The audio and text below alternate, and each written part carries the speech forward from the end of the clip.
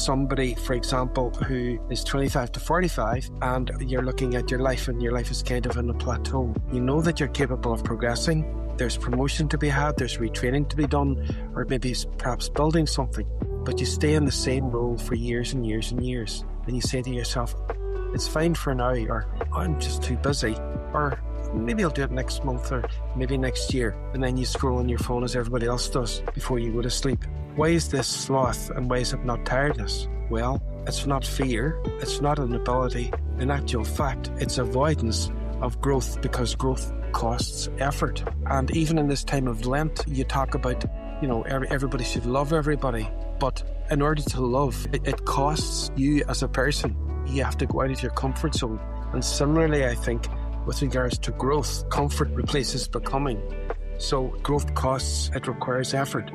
Another example with the relationship, and maybe we'll call this one a relationship drift. So if there's a couple married and the relationship becomes just a series of logistics, they clock in and clock out in their lives from morning to night. It's a set of routines and it just seemed to be coexisting with each other.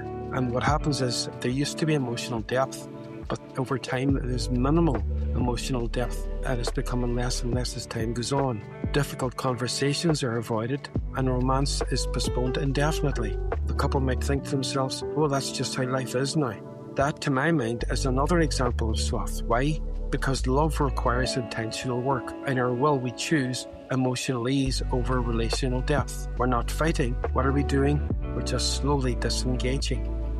Another example of sloth, and these are so relevant to the world we live in today, well, let's call it the tomorrow cycle in regards to our health. We know that we should exercise, we know that we should eat better, and we should get more sleep. But daily comfort wins. Sure, I'll start my exercise on Monday. I'll go to the gym on Monday, next Monday. I'm very busy these last couple of days.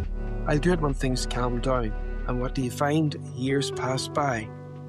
Why is this sloth? It's not ignorance. It's choosing short-term comfort over long-term good. The will quietly opts out of effort.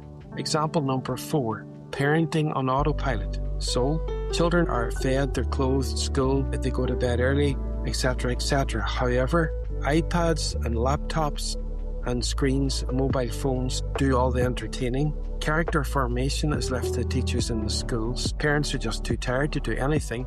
Therefore, engaging properly in the evening is just too tiring. Why do we call this sloth? Real parenting, at the end of the day, takes emotional energy, it takes patience, and it takes presence. Sloth substitutes formation for convenience. The children are raised, but they're not really shaped. They are shaped, however, by their screens. And the last one, spiritual meaning avoidance. So, what does it look like?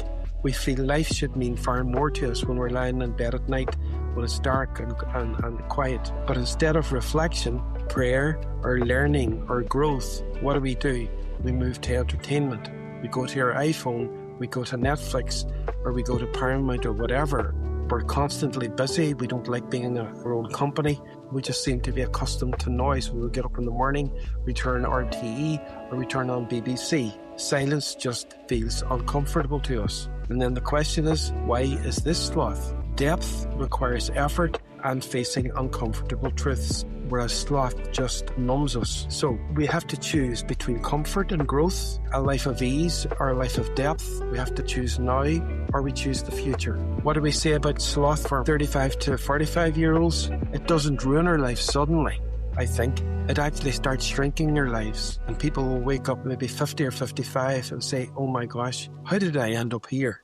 Sloth is usually the answer.